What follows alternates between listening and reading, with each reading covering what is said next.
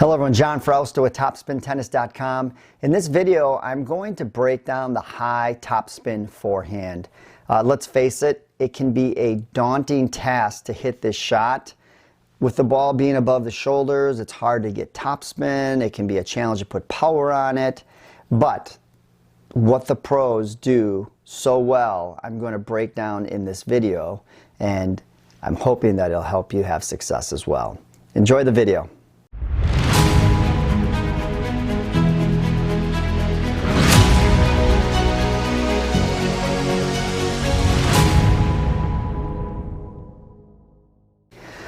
All right, currently I have Stan Wawrinka. He's receiving the ball, and he's considerably behind the baseline here. So, and there's a reason why the pros do this.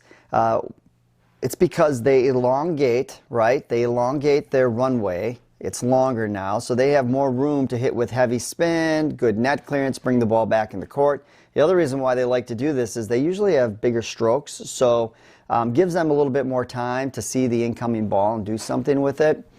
So with the intent in mind, what he's basically looking to do is he's going to take this ball, put tremendous topspin on it, or side spin in this instance, and with good net clearance, and hopefully he's going to push his opponent back, get the ball out of his opponent's strike zone, and make him uncomfortable. All right, so let's look at the first checkpoint and why they have so much success on this court. So all of them are getting into this ideal, loading position where the racket head is up, great spacing with that left arm, great balance, weight is on the right foot, it'll start getting there to load. But notice the racket head position to the hand. And when we receive a high ball like this, what the pros are going to do is they're not going to drop that racket head as much. So you almost, like when I hit this shot, I almost feel like my racket head stays above my hand for the most part. Now, looking at the video, we can see how here, even in this frame here, if you look at the racket head to hand position, the racket head is still slightly above the hand. But if we take it one more frame, here's where the racket head drops slightly below the hand.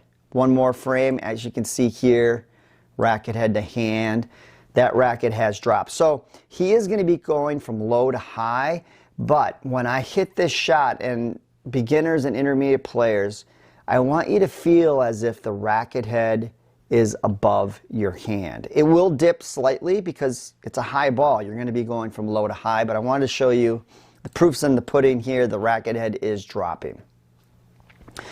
The path remains low to high as well. So if we look at the racket head to ball position, you can see how that runway is it's not horizontal, it's not a level swing path, it is low to high, and that's exactly what Stan's doing here. So he is going low to high, but here's one of the big differences. So here's one frame before contact. All right, so he's finding that ball out in front. Notice how his hips and shoulders are starting to square up. Here's the big difference. So he's going to the ball, and then he pulls up and across. So he's going up and across. It's almost like he's going through up and across with this shot. My good friend Oscar Wagner, who has taught me a lot over the years. I mean, he had talked about how the pros, if you watch them, they hit so much side spin. And this is exactly what happens when you're receiving balls in this zone. And I'll break down the zones. I mean, this is going to be in zone 3.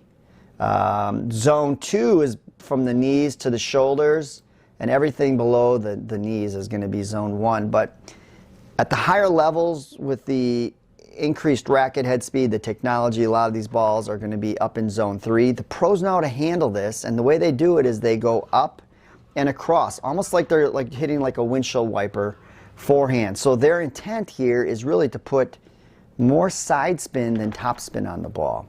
So by doing that, they're able to keep the racket head speed up, and they get tremendous feel by going across the ball. Now, with that being said, here's one of the other checkpoints to keep in mind. They invert the racket angle. Notice how the tip of the racket here is ahead of the throat.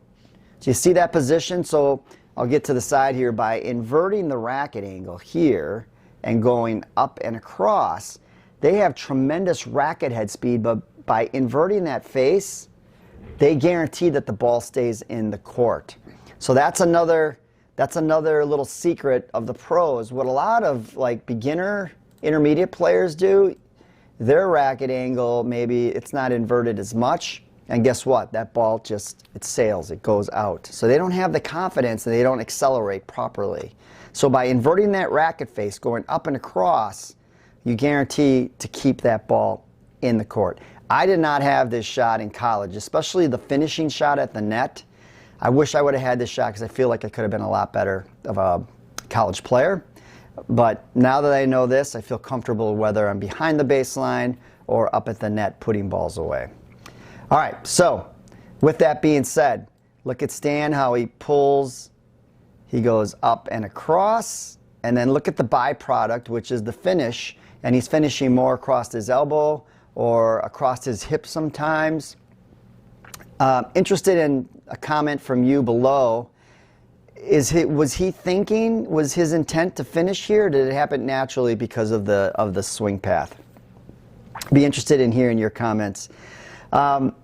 Thanks so much for watching. I hope you enjoyed the video. If you did, please hit the like button and don't forget to subscribe to the channel, and make sure you hit that notification bell because that way you're going to get updates on my newest videos. Thanks so much for your support.